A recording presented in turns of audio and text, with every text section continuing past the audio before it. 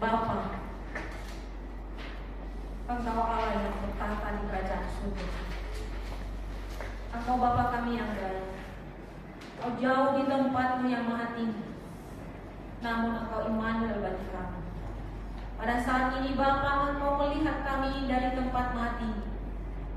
Tempat ini Bapa, kami membawa saudara kekasih kami, anakmu yang Engkau kasihi. Itu saudara kami Dr. Mark Pedro Sinaga dengan Marianti Marunduri yang datang ke rumahmu yang kudus ini Bapa, untuk memohon kepada Tuhan supaya Tuhan mengokohkan rumah tangga mereka hanya di dalam satu nama yang kudus, yaitu Yesus Kristus, Juru Selamat kami. Bapa, kami tahu Tuhan, kedatangan kami pada saat ini sesungguhnya tidak layak di hadapan Tuhan, tapi Tuhan yang melayakkan kami karena darah anakmu Yesus Kristus yang sudah menguduskan dan menyucikan kami.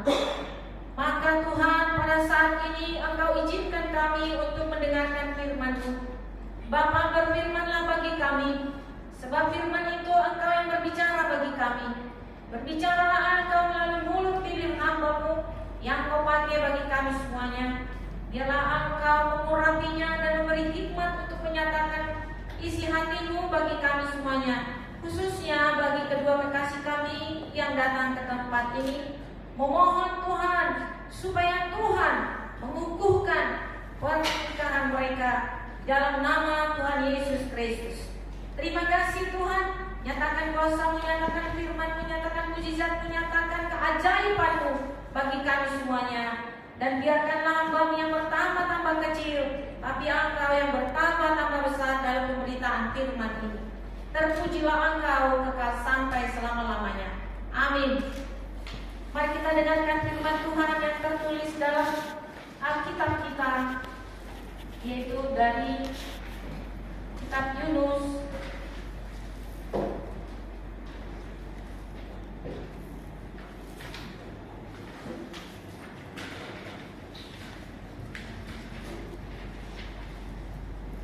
Mari kita baca kitab Yunus ini.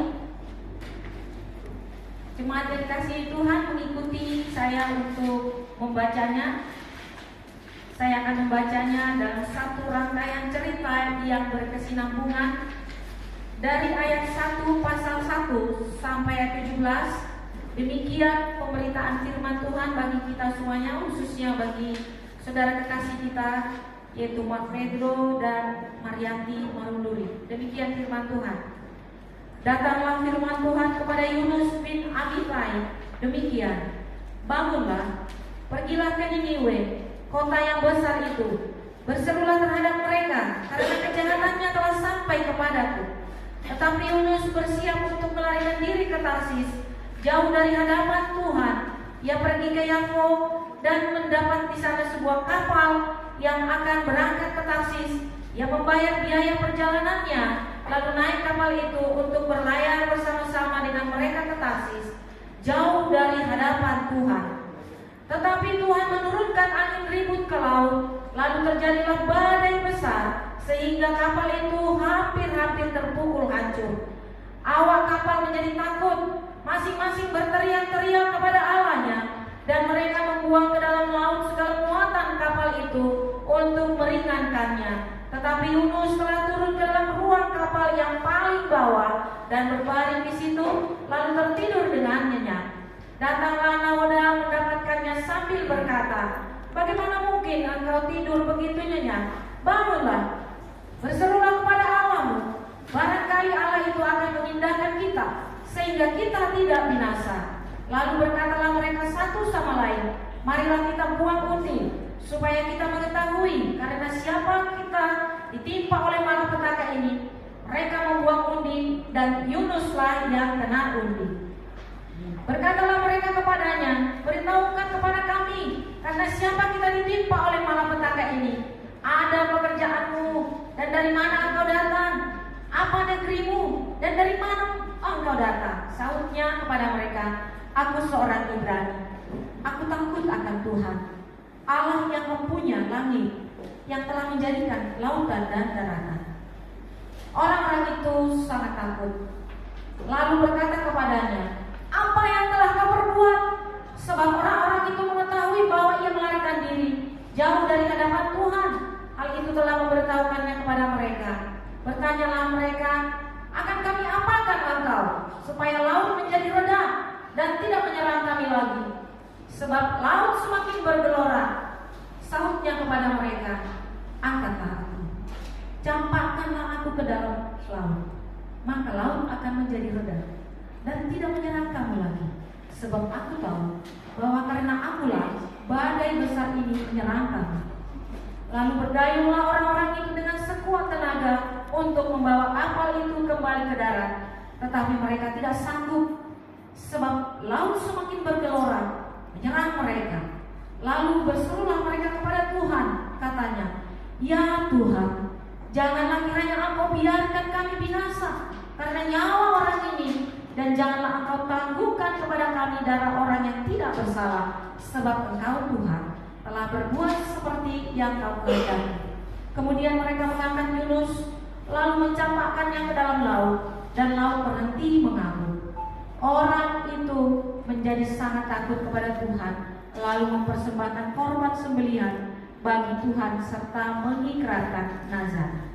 Maka atas penentuan Tuhan datanglah seekor ikan besar yang menelan Yunus, dan Yunus tinggal di dalam perut ikan itu 3 hari 3 malam lamanya. Sedemikian jauh pembacaan firman Tuhan ini. Tentu saya tetap mengingatkan saudara bahwa yang berbahagia itu adalah orang yang mendengarkan firman Tuhan, yang merenungkannya, terlebih yang melakukan firman Tuhan di dalam hidupnya setiap hari. Yang terutama terpujilah Tuhan kita di tempat yang maha tinggi. Amin. Saudara yang dikasihi Tuhan Yesus Kristus, mungkin saudara bertanya, "Kok Ibu Pendeta lain daripada yang lain? Kenapa firman Tuhan ambil dari Yunus?" Biasanya pendeta mengambil Kejadian 2 ayat 28, Efesus, Korintus, demikian. Tapi setiap saya meminta sesuatu kepada Tuhan untuk anaknya, maka Tuhan akan memberikan. Tuhan memberikan firman ini kepada Pedro dan Maria. Yunus itu adalah merpati. Merpati yang punya hati tulus. Demikianlah Yunus yang datang pada saat ini. Pedro dan Maria, saya tahu adalah Yunus, kekasih Tuhan, yang pernah dipanggil Tuhan dan pernah mengenal Tuhan, melayani Tuhan, dan pernah datang kepada Tuhan apa saja yang dipikirkannya, dan Tuhan mendengar. Itu pernah terjadi. Maka firman ini diberikanlah kepada saudara Pedro dan Maria. Kelihatan 2 tapi 1. Saudara berdua yang tulus, merpati yang tulus. Banyak hal yang saudara lewati, dan saya sudah dengar semua ceritanya. Tersimpulkanlah itu, terselesaikanlah itu dalam acara pada hari ini. Tuhan mendengar, dikatakan pada ayat ke-14. Lalu berserulah mereka kepada Tuhan, katanya, "Ya Tuhan, janganlah kiranya Engkau biarkan kami binasa karena nyawa orang ini, dan janganlah Engkau tangguhkan kepada kami darah orang yang tidak bersalah, sebab Engkau Tuhan yang telah membuat seperti yang Kau kehendaki." Kemudian mereka mengangkat Yunus lalu mencampakkan ke dalam laut, lalu laut berhenti mengamuk. 13 tahun ombak mengamuk, bahtera berjalan, tetapi penghuninya ketakutan, gelisah dan tidak nyaman. Tapi Roh Kudus datang. Siapa ini yang ada di perahu ini sehingga kapal ini rasanya tidak nyaman? Berapa kita yang ada di dalam kapal ini? Kemungkinan kapal ini banyak, tapi di kapal saudara-saudara yang ada. Tapi Roh Kudus datang kepada saudara. Lalu Yunus, kepala keluarga itu, datang kepada Tuhan, diangkat oleh Roh Kudus pada saat itu, dan pada saat ini sampai selamanya. Badai itu berhentilah mengamuk. Amin. Firman Tuhan ini adalah suatu cerita yang dituliskan pada tahun 370 atau 400 sebelum Masehi, setelah pembuangan Israel dari Babel. Ya, setelah Allah memulangkan Israel dari Babel ke Yerusalem, di mana mereka ada di dalam pembuangan selama 70 tahun. Bagaimana di dalam pembuangan? Tentu di dalam kehidupan yang tidak merdeka. 70 tahun mereka tidak merdeka, tapi karena kemurahan Tuhan, maka Tuhan memberi hak kepada mereka untuk merdeka dan kembali ke Yerusalem. Nah, setelah mereka kembali ke Yerusalem, mereka ingin mencari jati dirinya, jati diri Israel yang sebenarnya, bahwa mereka adalah bangsa yang terpilih, yang telah diperhatikan Tuhan kehidupannya. Dengan cara bagaimana? Mereka mencari jati diri itu dengan cara mengasingkan diri dari bangsa-bangsa yang lain, karena menurut mereka adalah bangsa yang superior, dan mereka tumbuh menjadi suatu bangsa yang intoleran, yang merasakan bahwa dirinya lah yang paling hebat, dirinya lah yang paling super. Tujuannya apa? Mengangkat jati diri mereka. Di sini dikatakan, dan seolah-olah bangsa yang dituju oleh Yunus itu adalah bangsa yang jahat, bangsa yang tidak dipedulikan Tuhan. Sementara mereka mengklaim dirinya bahwa Yahudi ini adalah, Israel ini adalah bangsa pilihan Tuhan, bangsa super, ras yang paling super, dan mereka sangat dekat kepada Tuhan. Mereka lupa bahwa semua umat di dunia ini adalah milik Tuhan, baik itu suku Syria, Arya yang ditempati oleh Niniwe ini. Mereka sebenarnya orang jahat, tapi mereka lupa bahwa mereka juga adalah milik Tuhan. Karena mereka milik Tuhan, maka Allah mengutus Yunus untuk memanggil mereka supaya mereka kembali kepada Allah. Israel lupa. Demikian juga kita pada zaman ini. Kadang-kadang kita mengklaim diri kita paling bagus, paling baik, paling benar, ya, paling dekat kepada Tuhan, sehingga kita lupa bahwa teman kita yang lain juga bersama haknya sebagai anak kepada Tuhan. Sama haknya bahwa kita sama-sama El Shaddai. El Shaddai itu adalah menyusu kepada Tuhan. Saya El Shaddai karena saya menyusu kepada Tuhan. Saudara juga El Shaddai karena saudara menyusu kepada Tuhan. Lupa kita kadang-kadang, seperti bangsa Israel tadi. Mereka alergi kepada bangsa yang ada di Mesopotamia.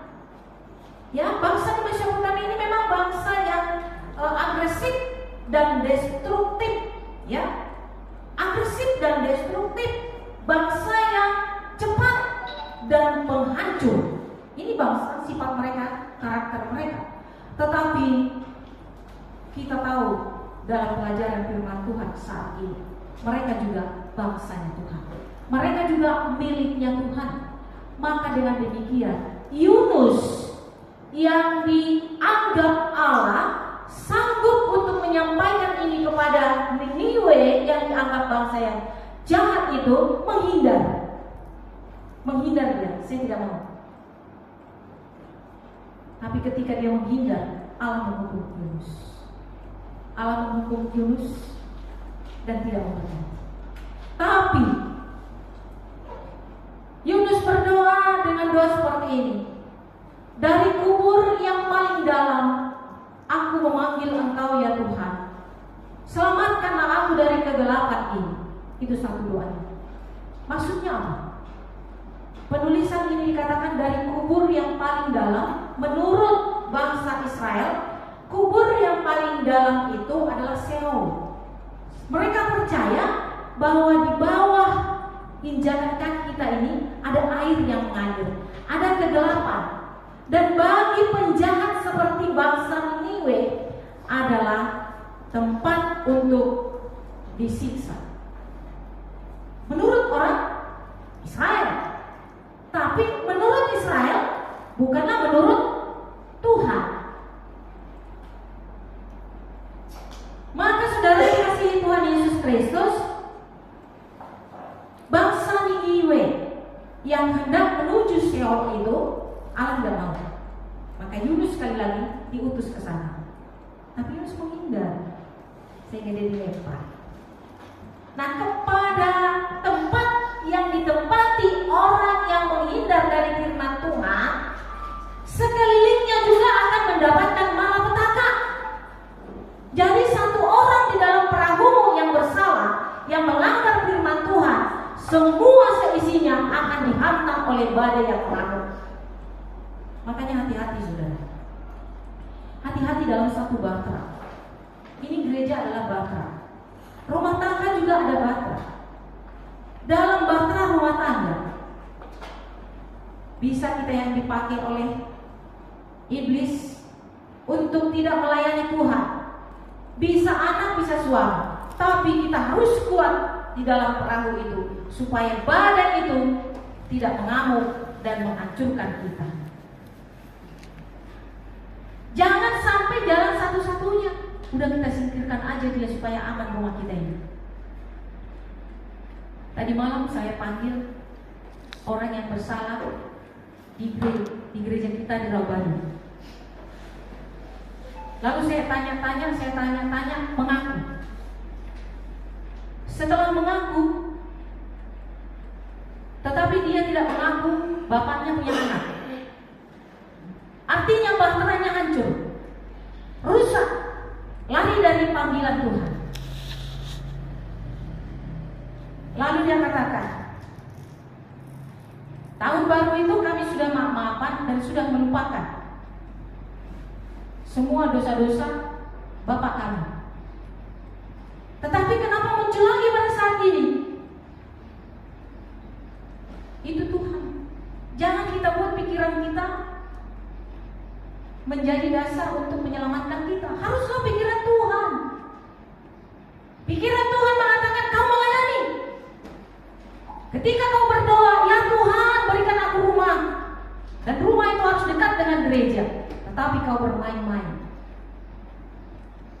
Di Rawabadu perlu pelayan yang tulus. Perlu pelayan yang seperti merpati dan pintar seperti ular. Saya tanya-tanya. Saya tidak tahu di mana anak itu. Karena suaminya mempunyai anak dari Halio. Jangan bohong. Saya tahu percis bahwa bapak mempunyai anak dari luar. Yang saya tahu dia hanya punya perempuan, tetapi tidak ada anak. Oh tidak, ada anaknya. Kembalikan anak itu.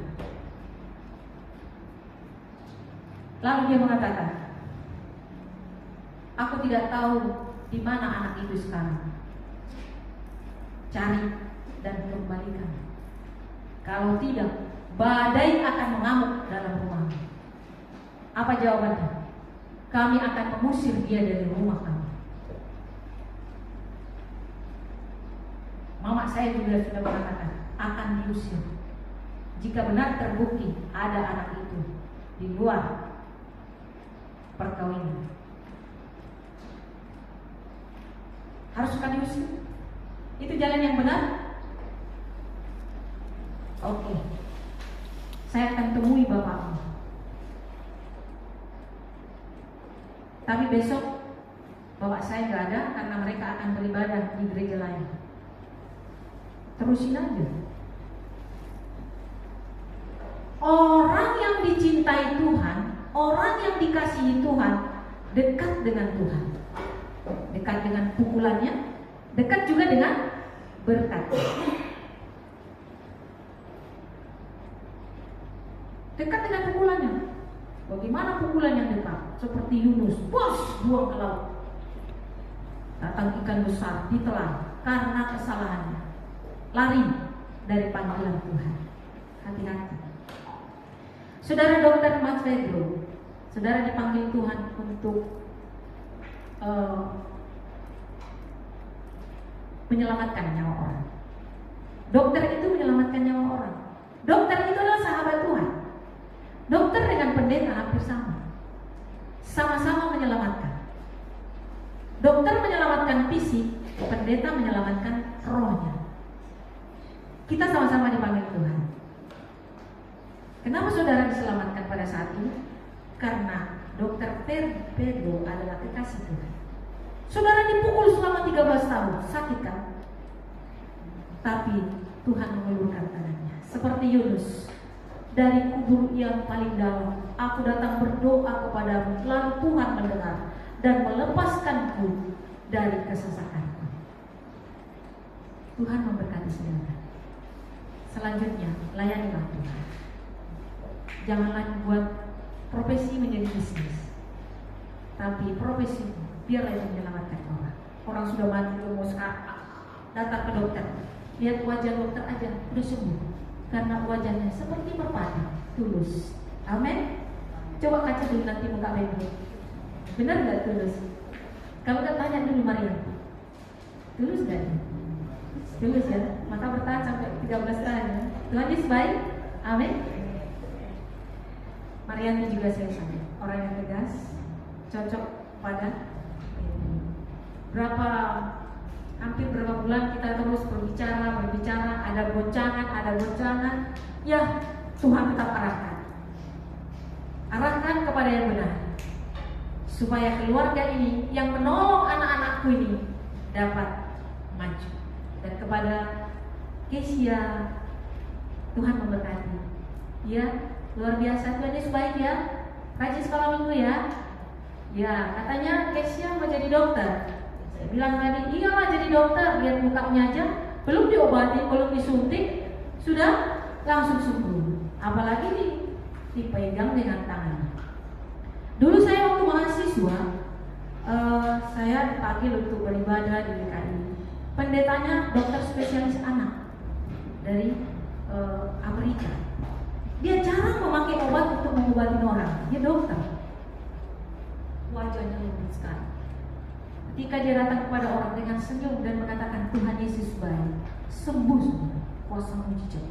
Jemaat berjubel-jubel di medan sana. Nggak harus pakai Alkitab seperti ini. Yunus itu bagaimana, apa kaitannya dengan bangsa Israel? Nggak harus seperti itu. Sampaikan aja, Tuhan Yesus penuh kuasa. Tuhan Yesus memakai saya untuk menyelamatkan nyawamu. Dia sembuh. Ya kan, dokter? Saya mengatakan kalau ditelepon, halo Inang, iya dokter Pedro, saya ada di sini.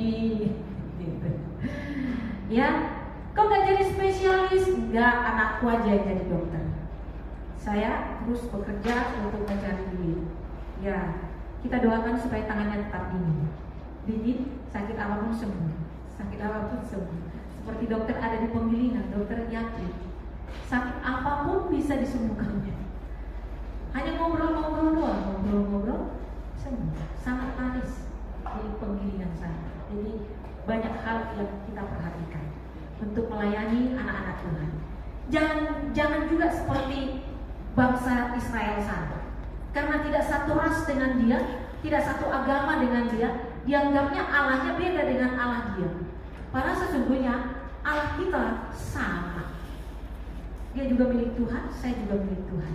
Jadi kita juga wajib memperhatikannya. Kenapa Yunus dihukum? Karena dia tidak mau memperhatikan, karena bangsa di Mesopotamia dikira bukan bangsa dia, dikira itu bangsa penjahat. Makanya dia tidak mau. Ngapain? Jadi ada kapal motor Tarsis, dia langsung numpang bayar ongkos dengan banyak duit. Di tengah jalan dia dihantam, dihajar oleh Tuhan. Karena Tuhanlah yang mendatangkan angin badai. Firman Tuhan ini sebagai pelajaran bagi kita semuanya. secara umum dan secara khusus kepada kedua kekasih yang datang untuk menghampiri Tuhan pada saat ini. Dan selanjutnya biarlah Tuhan yang memberkati keluargamu sekarang sampai selama-lamanya. Terima kasih Mama yang datang dari Kupang, biar nanti pulang ke Kupang dengan sehat. Nah, sekalipun seperti ini, Mama harus percaya bahwa bersama dengan kita malaikat bertembik sorai di surga. Sesudah ini nanti biarlah Kesia dan adiknya dibaptis di gereja kita yang ada di NTT. Terpujilah Tuhan kita di tempat yang maha tinggi. Amin. Mari kita berdoa. Terima kasih Tuhan, tak terkecuali kedua kekasih yang Kau panggil ke gereja ini, yaitu Petro dan Marianti. Kami juga biarlah menjadi Yunus yang tidak pernah lari dari panggilan kami. Kami percaya Tuhan yang memanggil kami dan Tuhan juga yang memperlengkapi kami. Terima kasih, terpujilah Engkau Bapa, kekal sampai selama-lamanya. Di dalam nama Tuhan Yesus Kristus. Amin. Kita masuk dalam rangkaian ibadah selanjutnya.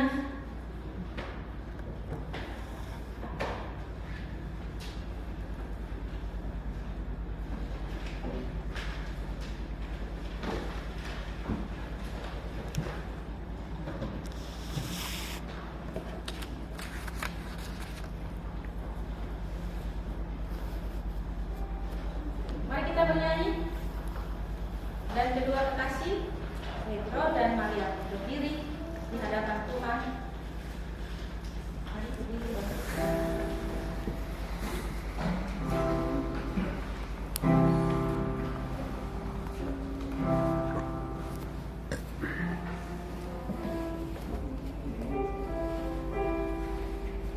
Siapkan cincinnya.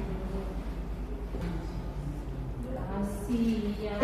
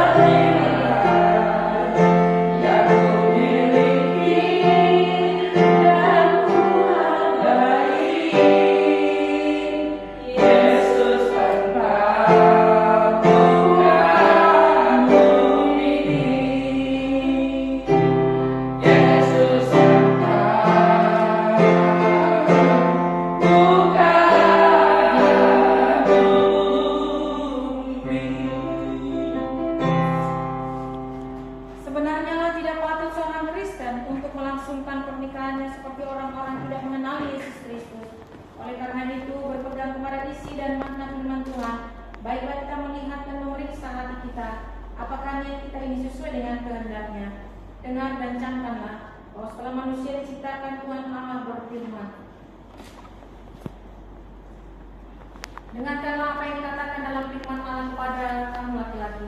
Hai suami, kasihilah istrimu sebagaimana Kristus telah mengasihi jemaat dan telah menyerahkan dirinya untuk menguduskannya, Dan kepada kamu perempuan dikatakan, hai istri, tunduklah kepada suami seperti kepada Tuhan, karena kepala jemaat.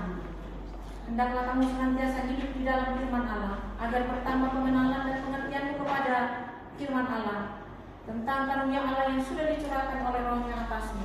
Hiduplah dalam kerendahan hati, suka menolong dan menasihati. Damai sejahtera Allah yang melampaui segala akal dan memelihara hati dan pikiranmu dalam Kristus Yesus. Jikalau demikian, marilah dan jawablah pertanyaan yang akan disampaikan kepada saudara di hadapan Tuhan dan jemaatnya.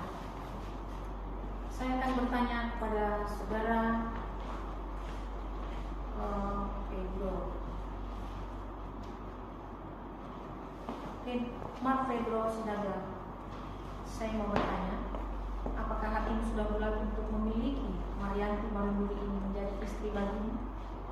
Dan apakah saudara akan mengasihi dia dengan segenap jiwamu dan akan melakukannya dengan segenap kemampuanmu? Yang ketiga, apakah saudara bersedia berjanji tidak akan menyia-nyiakannya dan menceraikannya kecuali karena diceraikan oleh kematian? Atas pertanyaan di atas, bagaimana jika jawabannya? Kalau engkau bersedia, katakan, ya, saya bersedia. Ya, saya bersedia. Tuhan Yesus memberkati. Saya akan menyampaikan pertanyaan ini kepada saudari Marianti Marunduri. Maukah kamu menyatakan di hadapan Tuhan yang Maha Tahu dan di hadapan jemaat yang terkumpul di sini bahwa hatimu sudah bulat untuk memiliki Mark Pedro Sinaga ini menjadi suami bagimu? Atau apakah kamu akan mengasihi dia dengan segenap jiwamu dan akan melakukannya dengan segala kemampuan? Apakah saudari dan memelihara perkawinanmu sebagaimana layaknya seperti wanita Kristen dengan kelakuan yang suci dan benar? Dan apakah kamu tidak menceraikannya baik karena miskin atau karena sakit, kecuali karena diceraikan oleh kematian? Kalau saudara bersedia, katakan, ya, saya bersedia. Ya, saya bersedia. Terpujilah Tuhan kita di tempat yang maha tinggi. Sekarang kami telah mendengar dan jemaat Tuhan telah menyaksikan kehendak dan kebulatan tekad kalian berdua, mempelai laki-laki dan perempuan yang berdiri di hadapan Tuhan. Maka untuk menguatkan janji setia yang sudah kalian nyatakan, kenakanlah cincin kepada pasanganmu dengan penuh kasih sayang.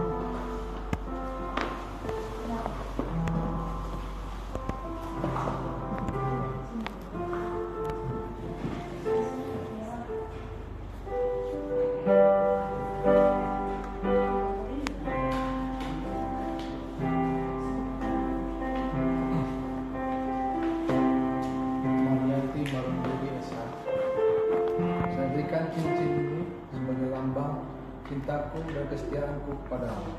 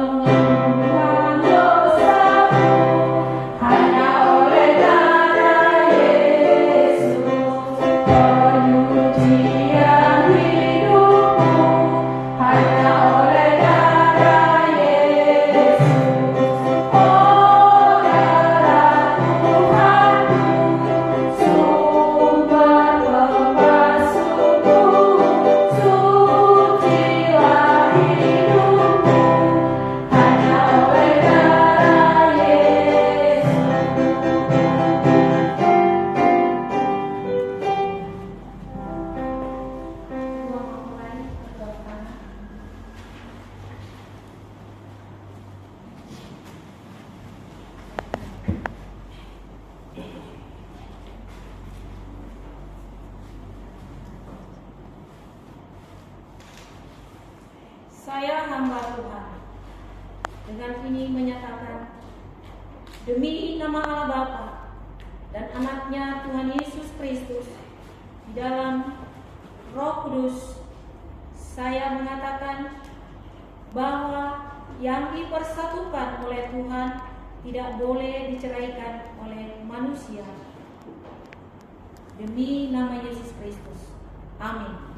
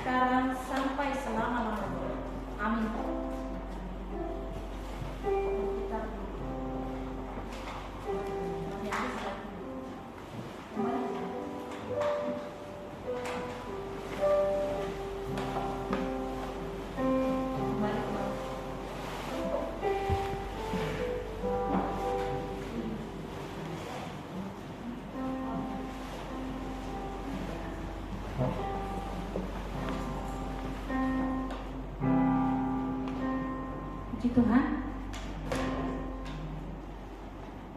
Ritual atau seremoni untuk pengukuhan pernikahan Dr. Pedro dengan Marianti SH sudah selesai dilaksanakan dan Tuhan memberkati. Saya mengatakan kembali ke bangku jemaat karena sudah bisa menjadi anggota jemaat biasa mulai dari hari Minggu sampai selamanya. Mari kita sambut dengan pujian.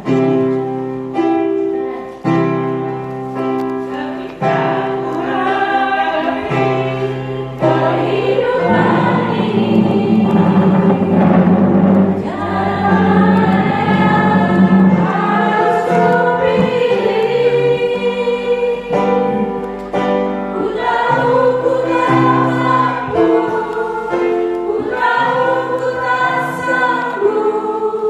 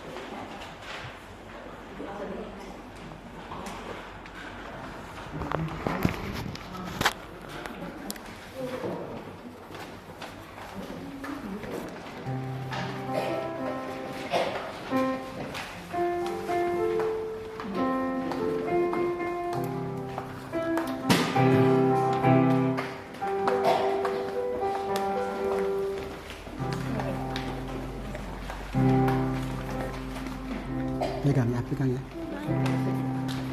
Ini, Po.